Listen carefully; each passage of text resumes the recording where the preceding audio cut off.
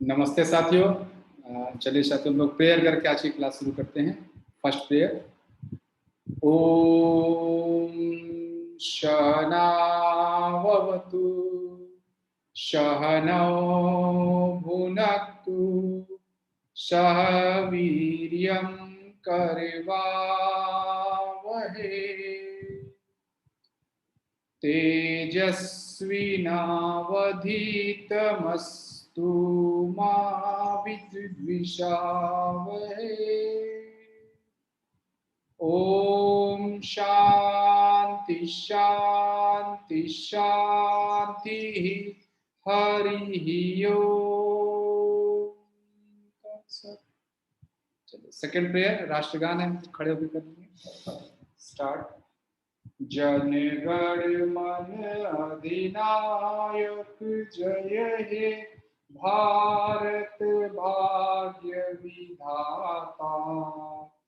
पंजाब सिंध गुजरात मराठा द्राविड़ उत्कल बंग विंध्य हिमाचल यमुना गंगा उच्चल जलधि तरंग। तव शुभ नामे जागे तव शुभ आशीष मांगे। गाहे तव जय गाथा जन गण मंगलदायक जय हे भारत भाग्य विधाता।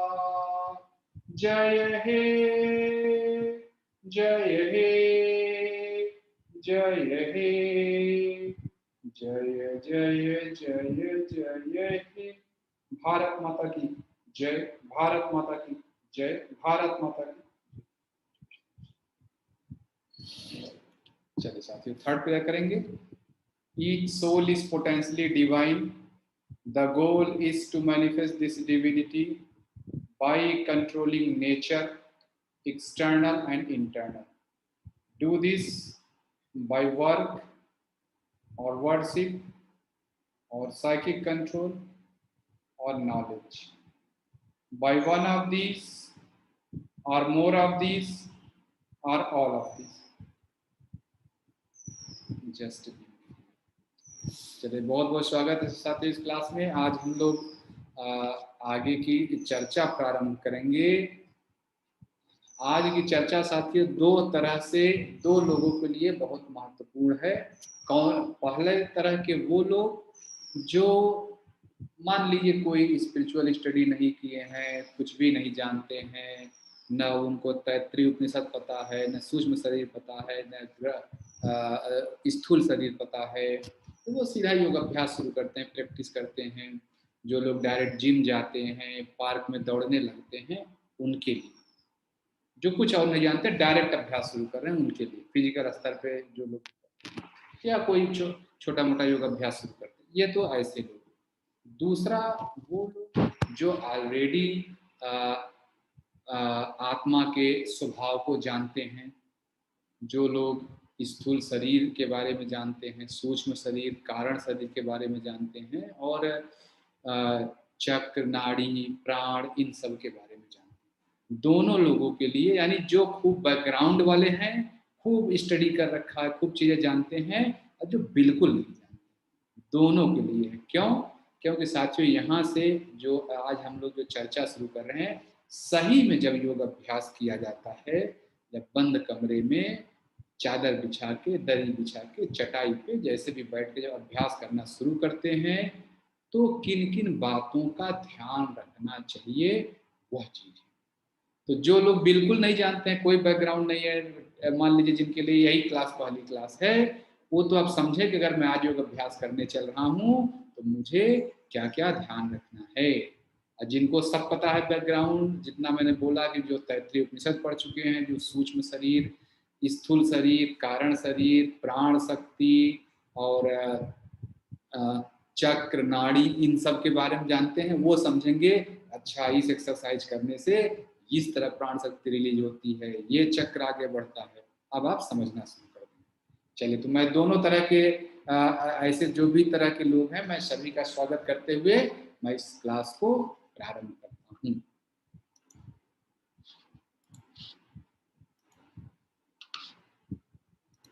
तो साथियों, आपका अपना बहुत बहुत स्वागत है। और मैं थोड़ा सा इसको और बड़ा कर देता हूँ जिससे आपको अच्छे से दिखे। ज़्यादा बड़ा हो गया।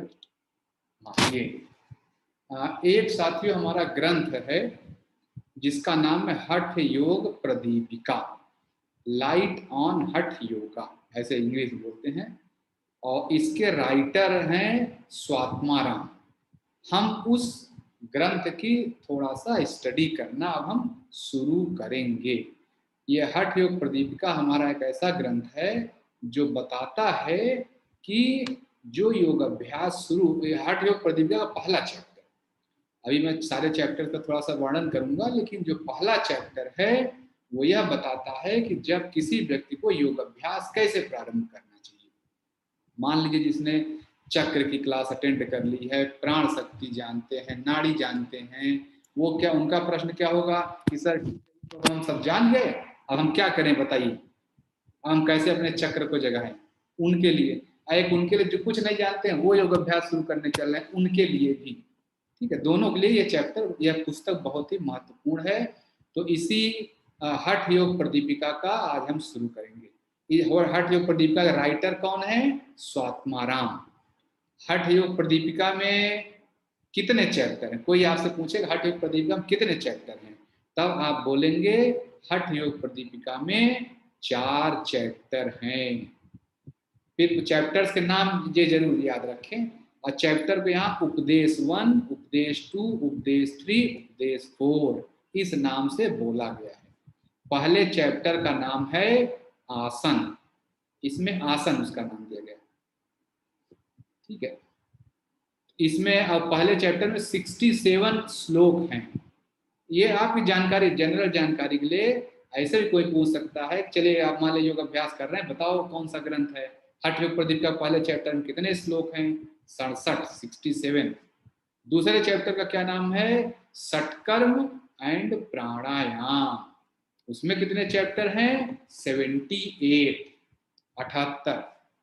तीसरा चैप्टर कौन सा है? मुद्रा एवं बंध, इसमें कितने श्लोक हैं?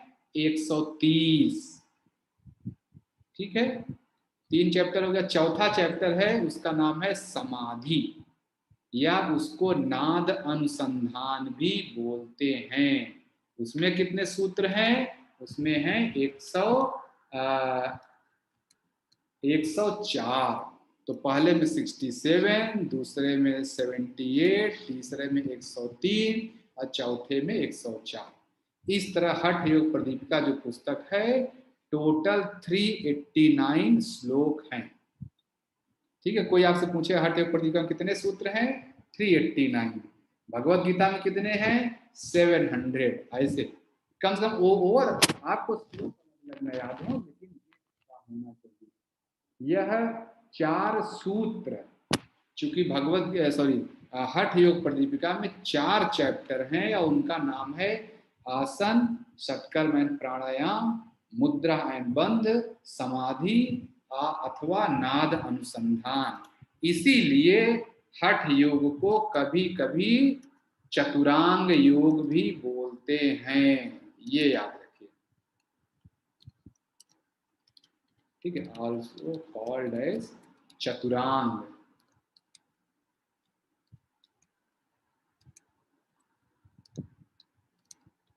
हठ योग को चतुरांग योग भी बोलते हैं। जैसे पतंजलि योग दर्शन में क्या है? पतंजलि योग दर्शन में अष्टांग योग है कि नहीं? ऐसा आपने बुद्धिज्म में क्या है? अष्टांगिक मार्ग है। वैसे हठ योग क्या है? चतुरांग योग। ये हठ योग प्रदीपिका का ग्रंथ का ओवरलुक हो गया।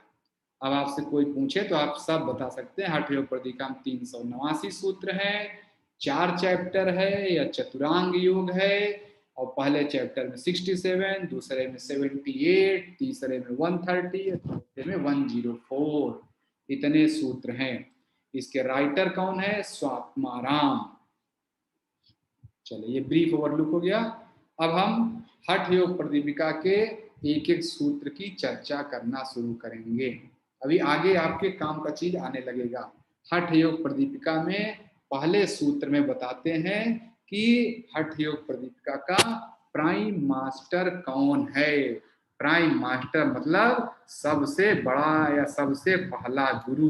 तो हठ योग प्रदीपिका के हिसाब से प्राइम मास्टर हैं आदिनाथ। आदिनाथ जिन, ठीक है, और लॉर्ड शिवा भी आप भगवान शंकर भी कह सकते हैं। और पहले ही सूत्र में आदिनाथ जी ने बताया गया है हठ योग प्रदीपिका कि आदिनाथ इसके प्राइम फर्स्ट गुरु हैं, प्राइम मास्टर हैं। आदिनाथ ने स्वयं ही बताया है कि हठ योग जो है उच्च योग में, योग की उच्च अवस्था में जाने की एक सीढ़ी है। हठ योग का अभ्यास करके आप योग की उच्च अवस्थाओं में जाते हैं। और जैसा कि आप सभी लोग जानते होंगे साथियों, या कहीं न कहीं आपने सुना होगा, हठ योग का मतलब शारीरिक योग है जिसमें शरीर ज्यादा महत्वपूर्ण है। पतंजलि योग दर्शन क्या है, वहां माइंड महत्वपूर्ण है। अष्टांगिक मार्ग, अष्टांग योग में माइंड महत्वपूर्ण है। यहाँ पे सब कुछ शरीर से करना है। तो देखिए पहला गुरु, गुरु के बारे में बताया गया कि हठ योग में आदिनाथ ने बताया, आदिनाथ जी प्राइम मास्टर हैं। फिर इसमें स्वात्मा राम जी इसके चौथे सूत्र में, हठ योग प्रदीपिका के पहले सूत्र में आदिनाथ के बारे में बताया गया और चौथे सूत्र में स्वात्मा राम जी का परिचय होता है। कहा जाता है कि हठ योग प्रदीपिका के आदिनाथ उनके गुरु हुए, पहले गुरु, और उनके बहुत सारे शिष्य होते गए। इसी क्रम में एक गुरु हुए मत्स्येंद्र नाथ। कोई आपसे पूछे चलिए हठ योग प्रदीपिका के 2-3 गुरु के नाम बताइए, तो आप ये याद रखें, एक गुरु हैं मत्स्येंद्र नाथ। मत्स्य, ठीक है, पहले गुरु आदिनाथ, फिर उसी सीक्वेंस में मत्स्येंद्र नाथ आए। मत्स्येंद्र नाथ के ही एक ऐसे गुरु हुए जिनको नाम है गोरखनाथ, और गोरखनाथ के शिष्य का नाम है स्वात्मा राम, जिन्होंने यह पुस्तक लिखी। तो मुझे लग रहा है आप समझ गए कि हठ योग प्रदीपिका किसने लिखी। आदिनाथ प्राइम गुरु है, उसी क्रम में एक गुरु हुए मत्स्येंद्र नाथ, मत्स्येंद्र नाथ के शिष्य थे गोरखनाथ, और गोरखनाथ के शिष्य थे स्वात्मा राम। स्वात्मा राम जी ने यह पुस्तक लिखी, यह चौथे सूत्र में है। फिर इसके बाद 5 से लेकर 9 सूत्र तक बहुत सारे हठ हुए गुरुओं के नाम, वो आपको उतना ज्यादा जरूरत नहीं है, 5 से 9 तक, ठीक है। अब हम चलते हैं साथियों, अगला जो टॉपिक है। अच्छा, मैंने क्या किया है, कैसे ऑर्गेनाइज किया है, मैंने इन सूत्रों को पढ़ा है और हेडिंग के हिसाब से, जैसे इंपॉर्टेंस ऑफ हठ योग हम बताने चल रहे हैं, अब उसका पहले सूत्र में भी वर्णन किया गया है, तीसरे सूत्र में किया है, तो मैंने उसको समराइज कर लिया है कि पहले सूत्र में क्या है। तो इस तरह आपको कभी कभी लगेगा कि पहले के बाद दूसरा आना चाहिए, इन्होंने दूसरा नहीं बताया, तीसरे में पहुंच गए। तो वो जैसे वहां तो जो अलग ऑर्गेनाइजेशन है, मैंने टॉपिक के हिसाब से ऑर्गेनाइज किया। तो पहला टॉपिक था ब्रीफ ओवरलुक, जो मैंने पुस्तक के बारे में बताया। दूसरा टॉपिक था गुरु के बारे में, गुरु कौन कौन से। तीसरा टॉपिक है हठ योग का महत्व, हठ योग प्रदीपिका में हठ योग का क्या महत्व है। जैसा कि मैंने बताया अभी कि पहले ही सूत्र में आदिनाथ जो भगवान हैं, जो लॉर्ड शिव हैं, जो पहले गुरु हैं हठ योग के, उन्होंने इसकी घोषणा कर दी है, Hatha yoga is stairway to ascend higher stage of योग।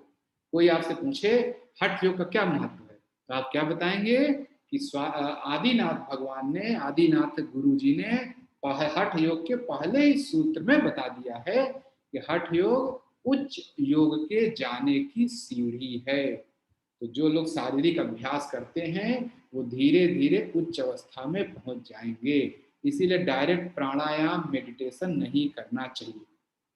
फिर अगले सूत्र में, सूत्र नंबर 3, सूत्र नंबर 3 में स्वात्मा राम जी ने समझाया कि जो योग की जो हायर स्टेज होती है, जब आप मान लीजिए राज योग का अभ्यास कर रहे हैं, मेडिटेशन कर रहे हैं, उसमें हर व्यक्ति का अनुभव अलग अलग हो सकता है। मुझे उसी मेडिटेशन में अलग फीलिंग आएगी और आपको अलग है। तो स्वात्मा राम जी ने कहा कि जो राजयोग है वो तो सब्जेक्टिव है, हर व्यक्ति के लिए अलग अलग अनुभव हो सकता है, और हर व्यक्ति राजयोग के अभ्यास से मुक्त अवस्था को, लिबरेटेड अवस्था को, कैवल्य को या मोक्ष को प्राप्त कर सकता है। तो उन्होंने बोला कि देखिए हर व्यक्ति का रास्ता तो अलग अलग है, लेकिन वहां तक जाने की सीढ़ी सबकी आप शुरू में हठ योग से ही करना पड़ेगा। हठ योग राजयोग तक पहुंचने के लिए हठ योग एक श्योर रास्ता है। ये पहला। देखिए आदिनाथ जी ने और स्वात्मा राम जी ने दोनों ने बोला कि Hatha yoga is sure way to reach. इसलिए फिजिकल शरीर की क्रियाओं का, आसन का कम महत्व तो नहीं है, डायरेक्ट मेडिटेशन नहीं करना चाहिए, इसीलिए क्लियर कट यहाँ लिखा हुआ है Hatha yoga is stair way. Stair, ये वे मतलब सीढ़ी है जिसपे चढ़ के आप मेडिटेशन वाली स्टेज में पहुंचेंगे। तो देखिए हठ योग का इंपॉर्टेंस हम डिस्कस कर रहे हैं। आदिनाथ जी ने पहले बताया, स्वात्माराम जी ने तीसरे में बताया, फिर आता है 10वां सूत्र। 5 से 9 तक में क्या चर्चा हुई? 5 से 9 तक में गुरु की चर्चा हुई, गुरु के सारे नाम। 10वें सूत्र में फिर स्वात्मा राम जी कहते हैं कि जैसे कछुआ होता है, कछुआ देखिए उसका शरीर कितना कोमल होता है, बाहर जो उसका स्कल है, जो खोपड़ी है, वो तो बहुत ही मजबूत होती है, और उतना मजबूत है आप समझ लीजिए उस पर हथौड़ा मारिए कछुए को कुछ नहीं होगा। लेकिन कछुआ जब अपना मुंह बाहर निकाले, और इतना कोमल अंग होता है, थोड़े से चोट से ही कछुए की मृत्यु हो सकती है। लेकिन कछुआ जब वो अंदर है तो उसका कोई बाल भी बांका नहीं कर सकता, यानी उसके स्कल पे चोट पहुंचा के आप कछुए को कुछ भी नहीं कर सकते। तो यही चीज स्वात्मा राम जी कह रहे हैं कि जब देखिए for those influence by heat of तप हठ योग इज हर्मिटेज। हठ योग के अभ्यास से आपको तप करने की क्षमता आती है। तप करने में जो कष्ट होता है उसको हठ योग आपको तैयार करता है उसको सहने के लिए। यह हठ योग का महत्व है। जब मेडिटेशन इत्यादि करते हैं तो बहुत सारी फीलिंग आती है, बहुत सारे कठिन समय आते हैं। उन कठिन समय को, उस ऊर्जा को अपने अंदर रखने के लिए, आपकी ऊर्जा शॉर्ट न हो जाए, शॉर्ट सर्किट न हो जाए, इसके लिए आपका शरीर तैयार होना चाहिए। तो हठ योग जो है उसी टॉर्टवाइज यानी कछुए की खोपड़ी की तरह आपके शरीर को मजबूत बना देता है। तो जो तपस्या करने से, तप करने से जो उसमें कष्ट आता है उसको सहने की क्षमता हठ योग दे देता है। तो मुझे लग रहा है मैं क्लियर कर पाया हठ योग का महत्व। हठ योग का 3 महत्व आप कह सकते हैं। पहला महत्व, पहला दूसरा तो एक ही महत्व है कि योग की उच्चतम अवस्था में पहुंचने की सीढ़ी है। योग की उच्चतम अवस्था में पहुंचने में जो कष्ट आता है, जो एनर्जी आती है, जो फीलिंग आती है, जो प्राण शक्ति का फ्लो होता है जिस तेजी से, उसको सहने के लिए, उसको संभालने के लिए आपके शरीर को तैयार करना, यह हठ योग का महत्व है। अब अगला बहुत इंपॉर्टेंट देखिए चीज है, सेक्रेसी। कभी कभी आपने देखा हो जब भी कोई गुरु योग की बातें बताते हैं, जो लोग आप में से भी जो लोग कभी गुरु मंत्र लिए होंगे, गुरु मंत्र लिए होंगे, कोई गुरु मंत्र, गुरु जी कोई अलग चीज नहीं बताते, कहते हैं ओम ओम जपो, आपके कान में मंत्र फूंक देते हैं, कहते हैं ओम जपो, किसी को बताना नहीं, ये भी साबित कर देते हैं। या योग अभ्यास करते हैं, तमाम तमाम बहुत सारे योग गुरु हैं, उनसे पूछे सर आपने क्या किया है, तो कहते हैं नहीं ये बताया नहीं जाता। योग की बातों को जो अनुभव आते हैं बहुत सारा उसको सीक्रेट रखना चाहिए। कभी आपने अगर देश योग की क्लासेस अटेंड की हैं तो बहुत सारे वीडियो में मैं ही बोलता रहता हूँ कि भाई वीडियो देख के यह क्रिया न करें। क्यों?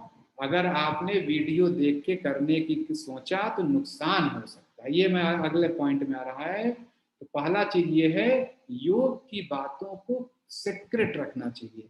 अगर आपने लोगों को बता दिया तो आपकी क्षमता कम हो जाएगी। अब आपको बड़ा अजीब लग रहा होगा, अरे ये कैसे, क्यों नहीं बताएं? अगर कि मुझे फायदा हुआ तो मैं सबको क्यों ना बताऊं? क्यों नहीं बताएं, वो आगे बताया गया है।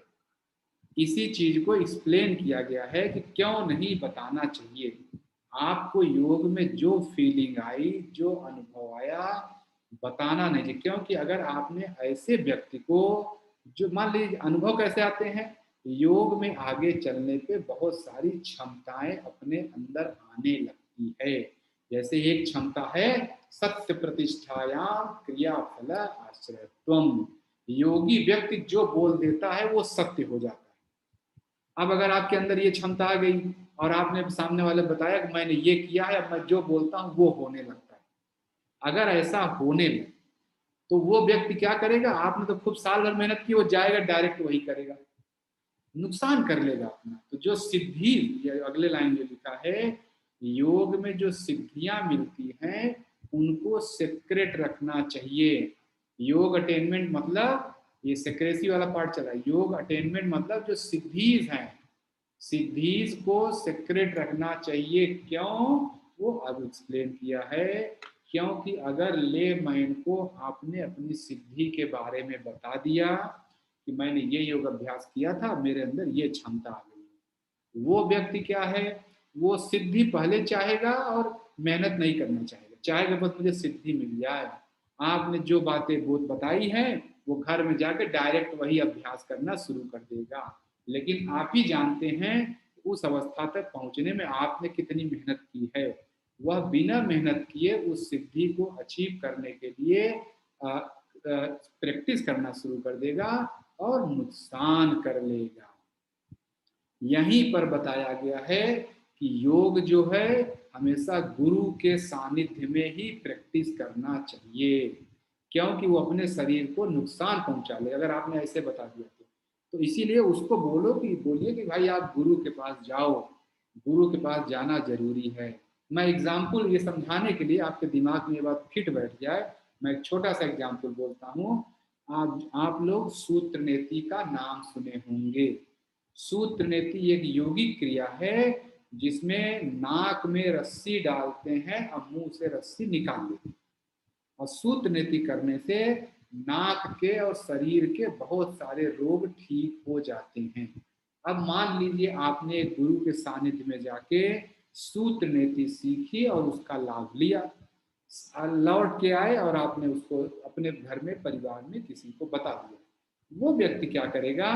वो आप योग सीखने के नहीं कहेगा अच्छा नाक से डाल के मुंह से निकालना है, ठीक है। वो घर में गया, आपने तो उसको रबड़ बोला था, उसको प्लास्टिक तार मिला बिजली का वही डाल दिया। वो आप क्योंकि आपने डिटेल नहीं बताया उसको कैसा सूत्र होना चाहिए, वो कुछ भी पाएगा नाक में डाल लेगा, कहीं कट गया चोट लग गया तो फिर क्या होगा। इसलिए मैं ये आपको एग्जाम्पल समझा रहा हूँ।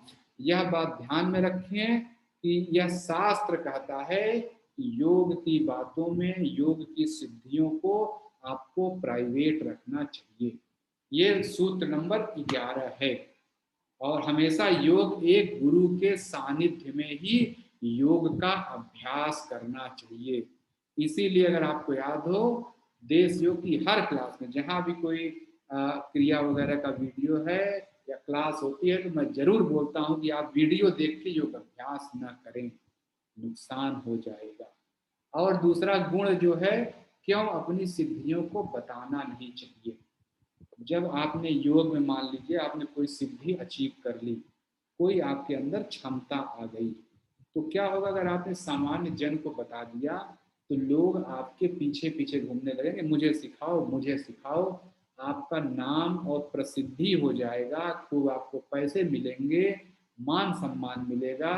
और आप अगर कहीं इस पैसे मान सम्मान और सामाजिक जो प्रतिष्ठा मिली इसके चक्कर में पड़े तो आपकी साधना डाइवर्ट हो जाएगी।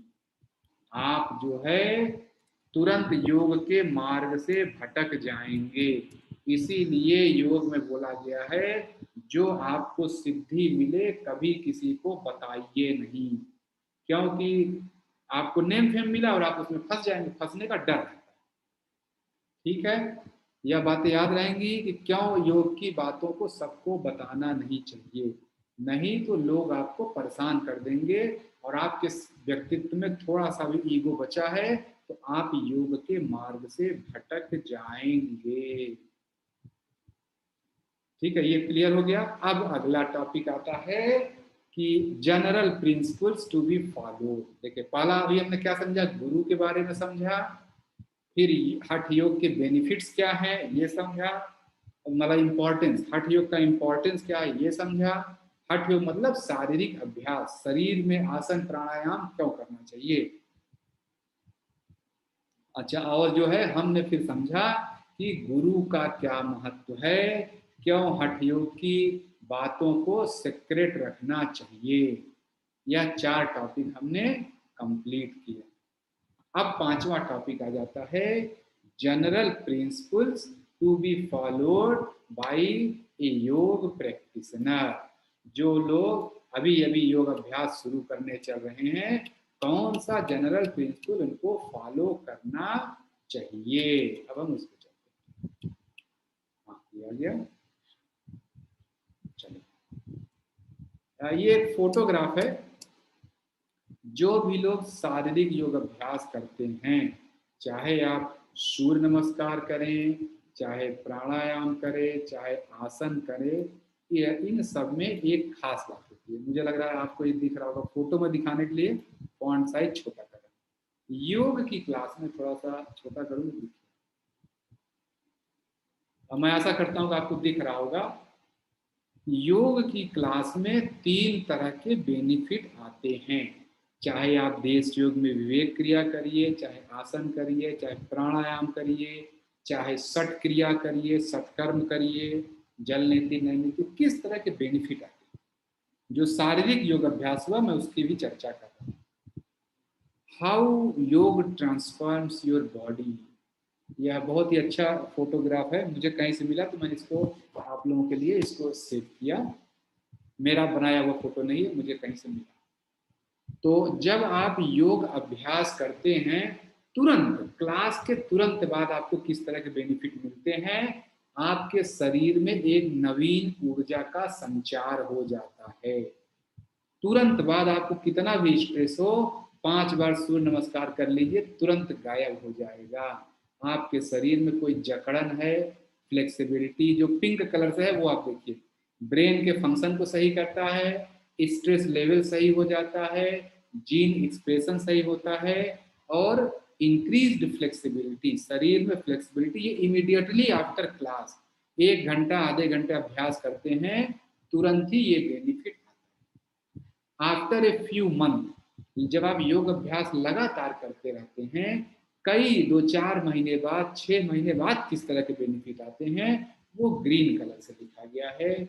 आपके ब्लड प्रेशर को नॉर्मल करता है, फेफड़े की क्षमता को बढ़ाता है, सेक्सुअल पावर को बढ़ाता है, आपके जो कोई क्रोनिक पेन है, किसी में गले में पेन है, किसी को सर्वाइकल है, किसी को कमर में दर्द है, वो सब ठीक करता है। आफ्टर ए फ्यू मंथ, 2-4 महीने में एंजाइटी की समस्या को दूर करता है। आपके शरीर में ब्लड शुगर लेवल है उसको नॉर्मल करता है, शुगर का लेवल नॉर्मल। और फिर आपके सेंस ऑफ बैलेंसिंग क्षमता को आपको बढ़ाता है। धीरे धीरे साथियों ऐसा हो जाता है कि जीवन में आने वाले द्वंद्वों से आप खुद ही लड़ना शुरू कर देते हैं।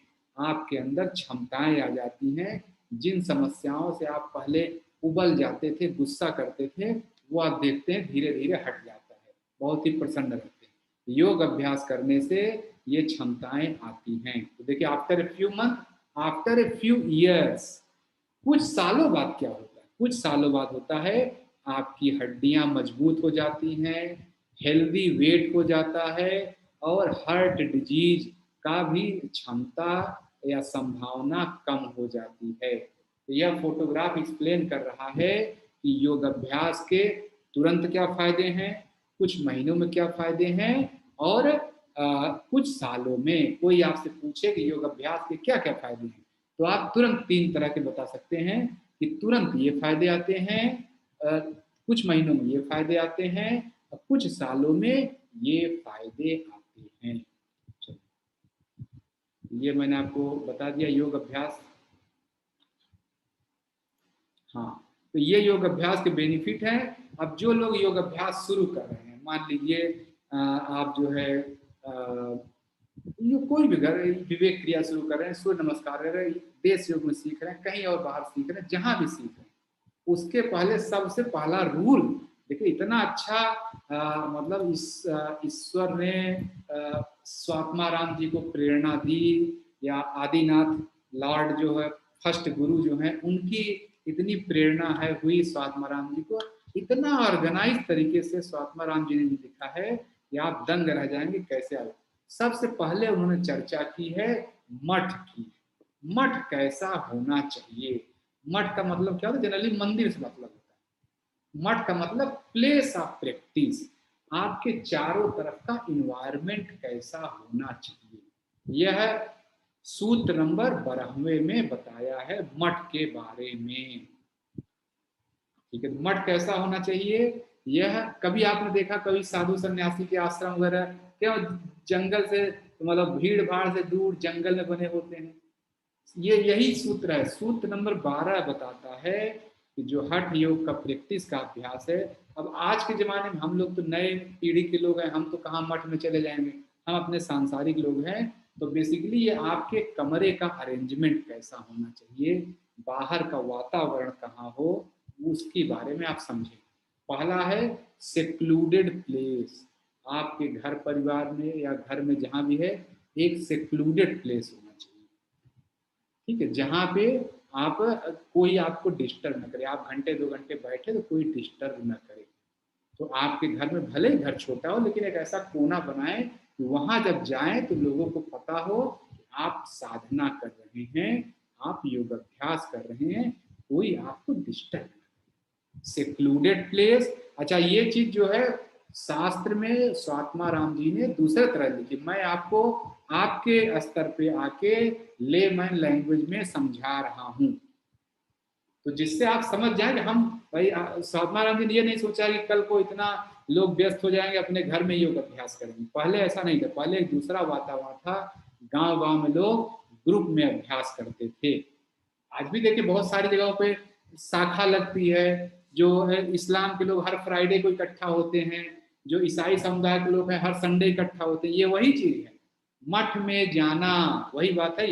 उसी चीज की बात हो रही है, जो हर फ्राइडे को लोग नमाज अदा करते हैं, या हर क्रिश्चियन जो स्वभाव संप्रदाय के लोग हैं हर संडे को कहीं इकट्ठा होते हैं। अलग अलग संप्रदाय में अलग अलग प्रचलन है। सेक्लूडेड प्लेस, एक अलग से व्यवस्था होनी चाहिए। तो आप अपने घर में एक ऐसी व्यवस्था बनाएं कि जो सेक्लूडेड है। दूसरा, free from all type of possible disturbance. बहुत ज़्यादा वहाँ डिस्टर्बेंस नहीं होना चाहिए। और इजी टू रीच, बहुत ज़्यादा दूर नहीं होना चाहिए। अब ऐसा नहीं है कि आप वहाँ पहुँच ही ना पाए, इसीलिए जो भी मंदिर वगैरह बनाए जाते हैं, देखिए वहाँ इजी टू रीच होता है, जाने का साधन की व्यवस्था, नहीं साधन की व्यवस्था है तो व्यवस्था करें। Easy to reach, situated in well administered country, यह बहुत ही इंपॉर्टेंट चीज है। आप जिस शहर में रहें, उस शहर का वातावरण, उसका प्रशासन अच्छा होना चाहिए, जिससे आप योग अभ्यास जब करें तो आपको डिस्टर्ब ना हो। जैसे छोटा सा एग्जांपल मैं कहूँगा, आप योग अभ्यास कर रहे हो और कहीं मान लीजिए पानी खत्म हो गया, अब आप रोज सुबह है कि नहा के करना है, पानी नहीं आ रहा तो क्या करेंगे? वेल एडमिनिस्टर्ड, वेल एडमिनिस्टर्ड मतलब जहाँ शासन प्रशासन की पूरी व्यवस्था हो, आपको बिजली पानी इन चीजों की कमी ना हो। स्वात्मा राम जी ने जो लिखा है वो तो ऐसे के लोगों के लिए लिखा है जहाँ लिखा है कि आपको भिक्षा आसानी से मिल जाए। अब हम लोग तो भिक्षा मांगने नहीं जा रहे हैं ना, उस समय तो साधुओं के बारे में बात लिखा गया था कि जो मठ है ऐसी जगह हो, ऐसा वातावरण हो कि जब आप भिक्षा मांगने निकलें तो लोग सुखी और संपन्न हो, जिससे आपको भिक्षा मिल जाए। तो अब तो हम भिक्षा मांगने नहीं जा रहे, हम तो घर में हैं।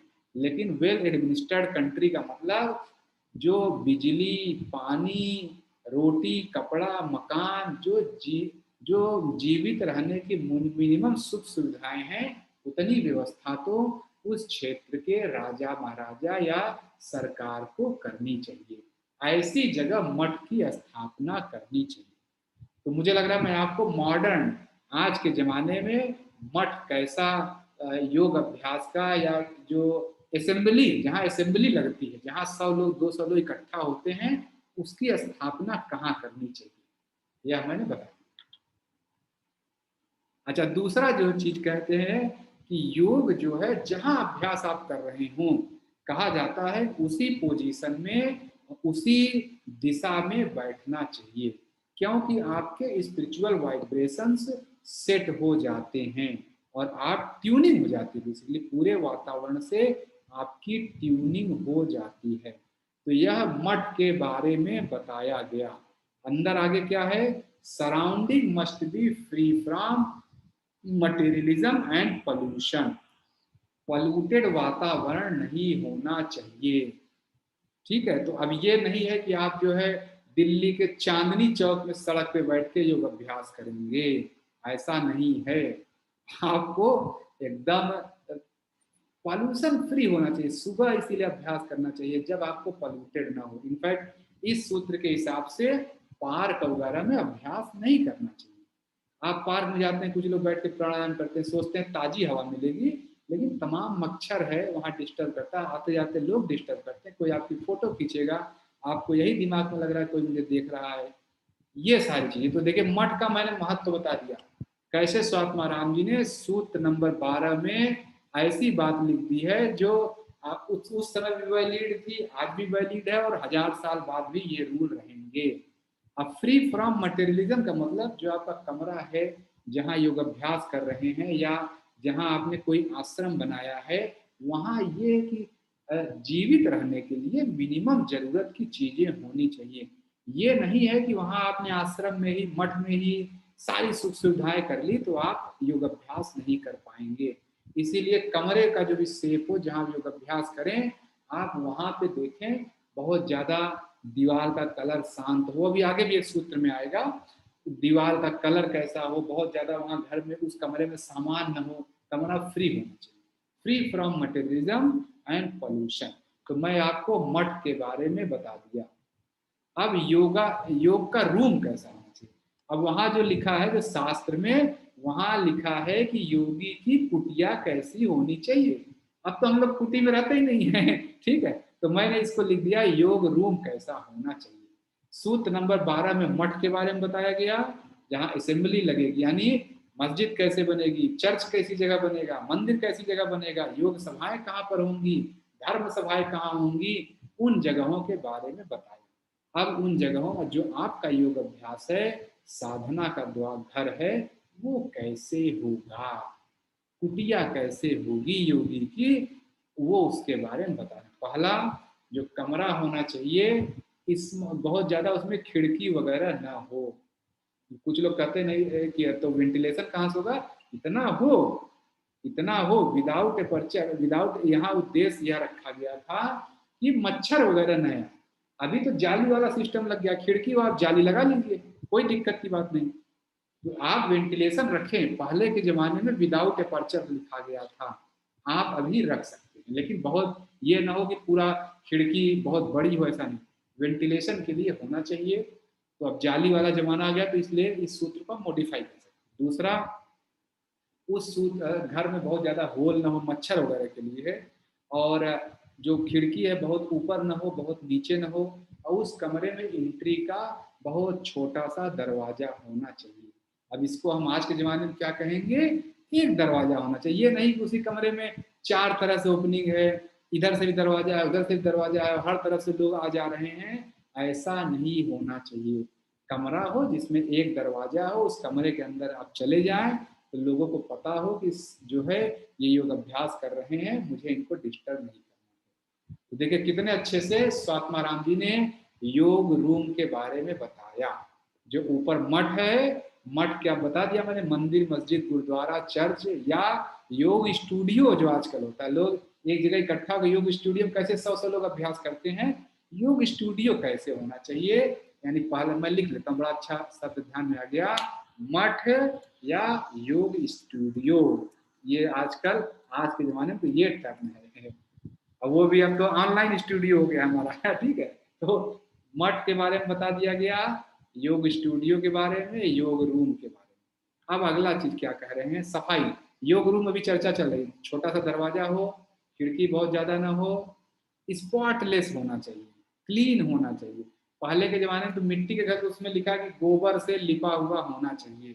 तो अब गोबर तो आप अपने दीवार में लगाएंगे नहीं, लेकिन स्पॉटलेस, इसीलिए मैं कह रहा हूँ दीवार का जो कलर है यूनिफॉर्म कलर का हो, एक व्हाइट कलर, येलो कलर, जो आपको पसंद हो बना लें आप, लेकिन एक ही कलर का हो, बहुत ज्यादा डार्क कलर ना हो, लाइट कलर हो तो अच्छा। जैसे मेरे बैकग्राउंड में आप दिख रहा है, ये व्हाइट कलर की दीवार, ये एकदम परफेक्ट है योग अभ्यास के लिए। और उस घर में कीड़े मकोड़े नहीं आए, ये ध्यान रखना है। नहीं मच्छर वगैरह आएंगे, अब मच्छर आएंगे तो आप जो बार बार हिल ही रहे हैं, ठीक है। जो छत वगैरह जो लोग अभ्यास करते हैं, तो आप ये सुनिश्चित कर लें कि वहाँ मच्छर वगैरह आपको डिस्टर्ब नहीं करेगा। तो ये हो गया। और फिर आगे जो है, आगे के बारे में कहा जा रहा है कि आपके घर के कमरे के बाहर का वातावरण कैसा हो, इसके बारे में स्वात्मा राम जी बोल रहे हैं कि बाहर जो है खपरेल का घर छत होनी चाहिए, थोड़ा सा ठंडा फेस हो, सर चारों तरफ फेंसिंग हो, सराउंडिंग मतलब घिरा हो, जिससे कोई जानवर ना आ जाए, और बाहर का वातावरण आपका शुद्ध हो, हवादार हो, बाहर निकले तो आपको हरियाली देख के अच्छा लगे। तो कम से कम जब आप लोग योग अभ्यास कर रहे हैं, तो अपने घर में तुलसी, गिलोय, फूल पौधे, इन चीजों को लगा लें। आप कमरे में जहाँ बैठे वहां पर अगर फूल वगैरह लगा सकते हैं तो लगा, नहीं तो घर में कम से कम हो, बाहर का वातावरण अच्छा हो। तो देखिए स्वात्मा राम जी ने योग स्टूडियो के बारे में, योग रूम के बारे में या मठ के बारे में बता दिया। सूत्र नंबर 12, सूत्र नंबर 13। अब आते हैं गुरु के बारे में। स्वात्मा राम जी ने सूत्र नंबर 14 में गुरु की चर्चा की है। गुरु की चर्चा कैसे किया है, सूत्र नंबर 14 आ गया। इसमें क्लियर कट बोला गया है कि देखिए, जैसे ऊपर योग स्टूडियो बोला गया, यानी ऐसे किसी मठ से आप जुड़ जाएं, ऐसे किसी संस्था से जुड़ जाएं। जैसे आप देश योग में जुड़े, तो ये देश योग मठ है। स्वात्मा राम जी के हिसाब से आप लोग एक मठ में जहां लोग बैठ के योग अभ्यास करते हैं। तो जैसे इस समय आप लोग मान लीजिए एक सोशल मीडिया पे, ऑनलाइन प्लेटफॉर्म पे ये क्लास देख रहे हैं, तो अपने आप में आप एक मठ में बैठे हैं। और सूत्र नंबर 14 में कहा जा रहा है कि जब आप मठ की व्यवस्था कर लें और अपना योग रूम अब तैयार कर लें, अब क्या करना है। देखिए लिखा है इन दिस मैनर, यही सूत्र नंबर 14 एग्जैक्ट यही है। In this manner dwelling in the Hermitage, इस तरह से अपने योग के रूम में बैठकर अपने चित्त को शांत करके गुरु के इंस्ट्रक्शन के हिसाब से योग अभ्यास करना चाहिए। यही चीज देश योग में आप देखेंगे हर क्लास में बोला जाता है। वीडियो देख के योग अभ्यास न करें, सीख लें, चर्चा कर लें, लेकिन गुरु के इंस्ट्रक्शन के साथ आपको योग अभ्यास करना। यही देखिए सूत्र नंबर 14 क्लियर कट बोल रहा है। योग अभ्यास यानी फिजिकल योग अभ्यास कितना करना चाहिए, ये चीज है। ये इसके एक्सप्लेनेशन में इनफैक्ट है। कम से कम आधे घंटे रोज आप अपने लिए निकालें। रोज आधे घंटे का योग अभ्यास बहुत जरूरी है, और साल में कम से कम 1 महीने आपको डेडिकेटेडली योग अभ्यास करना चाहिए। और ये देखिए हर धर्म में क्या है, रमजान मनाते हैं, नवरात्रि मनाते हैं, कोई एकादशी मनाता है, हर धर्म में है, सिख में भी है, ईसाई में है, हर धर्म में क्यों ये प्रैक्टिस रखी गई है। ये स्वात्मा राम जी 14 नंबर सूत्र में बोल रहे हैं कि गुरु के सानिध्य में रहते हुए 1 महीना कम से कम, इफ पॉसिबल एवरी 1 मंथ, आप डेडिकेटेड योग अभ्यास को रखें। क्लियर कट है। जो लोग देश योग में जुड़े हैं वो जानते हैं देश योग में जो सात्विक व्रत रखा जाता है, क्यों हर 3 महीने में रखा जाता है? हर 3 महीने में आप 10 दिन के लिए योग अभ्यास ही तो करते हैं। 4 बार किए तो देखिए महीने साल में 40 दिन आपका हो गया। वही चीज यहाँ, यही स्वात्मा राम जी ने सूत्र नंबर 14 में बताया। तो गुरु का महत्व सूत्र नंबर 14 में बताया गया है। बिना क्या कहते हैं, बिना गुरु के सानिध्य में, गुरु के इंस्ट्रक्शन पे ही योग स्टूडियो में बैठ के, योग रूम में बैठ के योग अभ्यास करना चाहिए। अब गुरु शब्द का महत्व है ये आप जानते हैं। गुरु शब्द बहुत ही क्लियर लिखा गया है। गु मतलब होता है डार्कनेस और रू मतलब होता है लाइट। कोई आपसे गुरु के बारे में पूछे गुरु शब्द का क्या मतलब है, अंधकार से प्रकाश की ओर ले जाने वाला गुरु कहलाता है। वह कोई साधारण टीचर नहीं है, वह व्यक्ति होता है जिसने योग को उच्चतम अवस्था पे अभ्यास कर रखा है। तो इसीलिए हमेशा जो है, जो योग के उच्चतम माने जो हाईएस्ट क्वालिटी के टीचर हों या गुरु हों, उनके पास जाना चाहिए।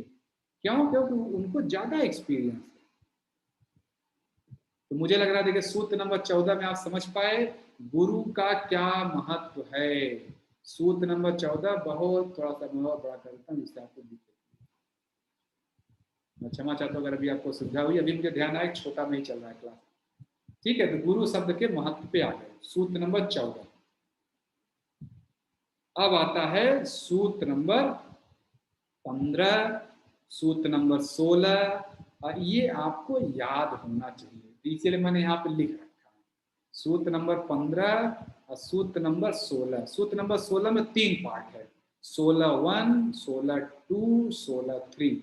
तो 3 है, यह आपको याद होना चाहिए, इसीलिए मैंने यहाँ पे इन सूत्रों को लिखा है। तो अभी हम सूत्र नंबर 15 कम से कम डिस्कस करके फिर आज की क्लास को साथियों। जो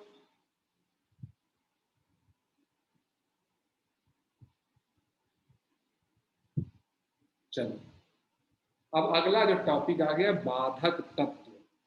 सूत्र योग के अभ्यास में कौन कौन सी चीजें बाधक हैं, ठीक है, और एक है साधक तत्व। अभी हम देखेंगे बाधक तत्व और साधक तत्व क्या है, कि कौन सी बातें योग के रास्ते में अब बाधक बनती हैं। वो है सूत्र नंबर 15 में बताया गया है।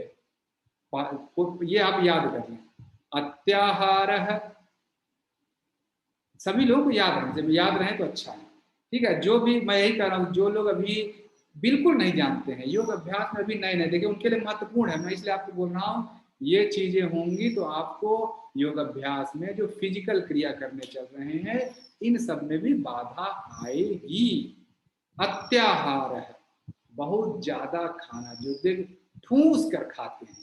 भूख है 4 रोटी की 5 रोटी खाएंगे, जबकि योग में बोला जाता है मिताहार खाना है। मिताहार क्या है भी मैं आगे चर्चा करूंगा। अभी तो देखेंगे जब आप ठूस कर खाते हैं, ओवर ईटिंग करते हैं, यह योग में बाधक है। प्रयासश्च, प्रयासश्च मतलब ओवर एग्जर्शन।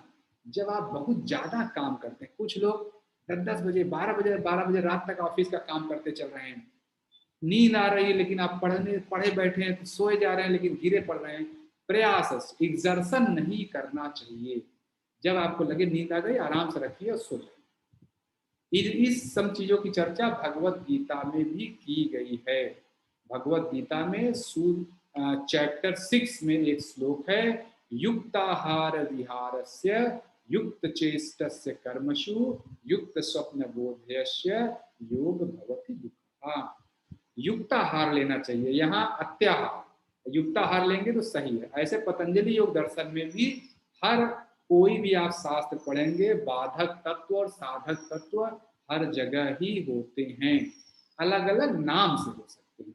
पतंजलि एक दर्शन में इसका नाम है अंतराया, अंतराया को, हाँ, व्याधि स्थान संशय प्रमाद आलस्य अविरति भ्रांति दर्शन अलब्ध भूमिकत, वहां बाधक तत्व इसको बोला गया है। तो यहाँ ये हम हठ योग प्रदीपिका के बाधक तत्व की चर्चा करेंगे। अत्याहार, बहुत ज्यादा खाना, बहुत ज्यादा एग्जर्शन करना, प्रजल्प, प्रजल मतलब बातूनी होना, कुछ लोग इतना बतियाते रहते हैं शांत बैठ ही नहीं सकते। जो लोग बहुत बतियाते हैं, बहुत ज्यादा गप्पे मारते हैं, वो योग के रास्ते में आगे नहीं बढ़ सकते। नियम ग्रह, नियम का मतलब जो बहुत ज्यादा नियमों में पड़े हुए हैं, आज एकादशी है, परसों पूर्णिमा होगी, अभी ये आ गया, अभी वो आ गया, आज मैं बिना नहाए ये नहीं करूंगा, बिना किए ये सब नहीं करता। बहुत ज्यादा नियमों में अपने आप को मत बांधिए। बहुत ज्यादा नियमों में बांधेंगे तो योग अभ्यास में पिछड़ जाएंगे। क्यों पिछड़ जाएंगे? अब मान लीजिए आपका यही नियम है कि मैं रोज सुबह उठ के नहा के ही योग अभ्यास करता हूँ, बहुत अच्छी बात है। लेकिन जिस दिन लाइट नहीं आई, आप पानी नहीं आया तो क्या करेंगे? उस दिन क्या योग अभ्यास छोड़ेंगे? नियम है, नियम में एकदम बहुत ज्यादा बन के न रहे, एडहेरिंग टू रूल्स, बहुत ज्यादा इसके बारे में परेशान ना हो, नियमों को पालन करें, लेकिन ये नहीं कि उसके चक्कर में आपका योग अभ्यास चला जाए। फिर जन संगश्च, जन संगश्च मतलब ऐसे व्यक्तियों का साथ करना जिनका दिमाग स्थिर नहीं है, जो योग को मानते नहीं है, योग का विश्वास नहीं करते हैं, योग का मजाक उड़ाते हैं। ऐसे लोगों का साथ अगर आप कर रहे हैं तो छोड़ देना चाहिए, नहीं तो यह बाधक तत्व है। ठीक है, ये आपसे कोई पूछे कि मैं ऐसा क्या क्या चीजें प्रैक्टिस करूं कि मेरा जो है योग अभ्यास मेरा सही चले, तो तुरंत आप सूत्र नंबर 15 बोलिए। अत्याहार प्रयासस्व प्रजल्पो नियम ग्रह जन संगश्च लौल्यम च सडविर्योगो विनश्यति। तो जन संगश्च, कॉमन पीपुल, कॉमन पीपुल का, कॉमन पीपुल मतलब ये नहीं कि आम जन तो हम लोग भी हैं, लेकिन हम लोग योग अभ्यास के रास्ते में। कॉमन पीपुल का, जन संघर्ष का यहाँ मतलब जो लोग योग के रास्ते पर नहीं हैं, जो लोग भोग के रास्ते पे हैं, उनका साथ नहीं करना चाहिए। और फिर है लौल्यम, लौल्यम का मतलब जिनका दिमाग स्थिर नहीं है, जो दिन भर में 4 बार विचार ही बदलते रहते हैं, अनस्टेडीनेस, ऐसे जो माइंड के लोग हैं इनका साथ नहीं करना चाहिए। अनस्टेडीनेस आपका भी, अगर आपका ही विचार दिन भर में 4 बार बदल रहा है तो आप समझे ये बाधक तत्व है, आपके योग के मार्ग पे बाधा बनेगा। इसको कहते हैं 6 मेजर ऑब्स्टेकल्स विच डिस्ट्रॉय योग, जो आपके योग के फल को नष्ट कर देते हैं। यह 6 महत्वपूर्ण बाधक तत्व हैं। ऐसे बहुत सारे हैं, जो लिस्ट बनाना बहुत सारे निकल जाएंगे, लेकिन स्वात्मा राम जी ने हठ योग प्रदीपिका के चैप्टर 1 के सूत्र नंबर 15 में इन्हीं 6 बाधक तत्वों की चर्चा की है। यही चीज आगे लिखा है। अच्छा, इन सबसे नुकसान क्या होता है? ओवर ईटिंग आप करेंगे तो आपका माइंड डल हो जाएगा, स्टमक फुल है कि नहीं। Exertion, excessive physical mental work नहीं करना चाहिए। टाकेटिव वाले जो टाकेटिवनेस है, जो प्रजल्प वाले हैं, waste of time and energy करते हैं, अपने एनर्जी का टाइम वेस्ट करते हैं। आप बैठ के योग अभ्यास करो। Adherence to rule of common people. तो ये साथियों मैंने बाधक तत्व की चर्चा कर दी। अब इसके बाद जो चर्चा है साधक तत्व क्या है और यम नियम क्या है, यह अगली क्लास का विषय रहेगा। तो मुझे लग रहा साथियों आज हम लोग योग के बहुत ही महत्वपूर्ण ग्रंथ में प्रवेश कर चुके हैं। उस ग्रंथ का नाम है हठ योग प्रदीपिका। 4 चैप्टर है, हम इसके मुख्य मुख्य बातों का अभ्यास करेंगे। मैं कोशिश करूंगा कि अधिक से अधिक आपसे डिस्कस कर पाऊँ, लेकिन जितना भी मेरी भी एक क्षमता है, जहाँ तक मुझे आता है, जहाँ तक मुझे अपने गुरु से इंस्ट्रक्शन मिले हैं, जहाँ तक मैं सीखा हूँ, मैं वहाँ तक आपसे चर्चा करूँ। हो सकता है बहुत सारी चीज़ें मैं भी न जानता हूँ, इस बात की पूरी संभावना है। मैं इससे नकार नहीं रहा हूँ, मैं ये भी नहीं कह रहा हूँ मुझे पूरा आता है, ऐसा नहीं। मैं भी आपकी तरह एक स्टूडेंट हूँ, मैं भी योग सीखने में लगा। ये हो सकता है कि मैं उस लाइन में आपसे सीनियर, आपने हठयोग प्रतियोगिता का नाम नहीं सुना है कि मैंने अच्छे से पढ़ा है, बस इतना ही हो सकता है, लेकिन जरूरी नहीं कि मुझे भी सब कुछ आता है। तो साथियों, आज हमने हठयोग प्रतियोगिता में प्रवेश किया और आपको बहुत बहुत बधाई हो। आपको पता नहीं है कि आप योग के कितने महत्वपूर्ण ग्रंथ में प्रवेश कर चुके हैं। यह बहुत ही दिव्य ज्ञान है जो ईश्वर की कृपा से हम सभी लोग यहाँ बैठ के चर्चा कर पा रहे हैं। और यहाँ से मैं प्रेयर करके आज की क्लास एंड करता हूँ, फिर आगे की चर्चा अगली क्लास में। ओम स्थापकाय च धर्मस्य सर्वधर्मस्वरूपिणे अवतार वरिष्ठाय रामकृष्णाय ते नमः। जननीं शारदां देवी रामकृष्ण जगद्गुरु पाद पद्मे तयो श्रित्वा प्रणमामि मुहुर्मुहुः। नमः श्रीयतिराजाय विवेकानंद शूरये सच्चित् सुख स्वरूपाय स्वामिने तापोहारिणे। ओम शांति शांति शांति। हरि ओम तत्सत्। श्री राम कृष्णाय अर्पणमस्तु। बहुत बहुत धन्यवाद साथियों, मैं क्लास को यहाँ से एंड करता हूँ, फिर आगे की चर्चा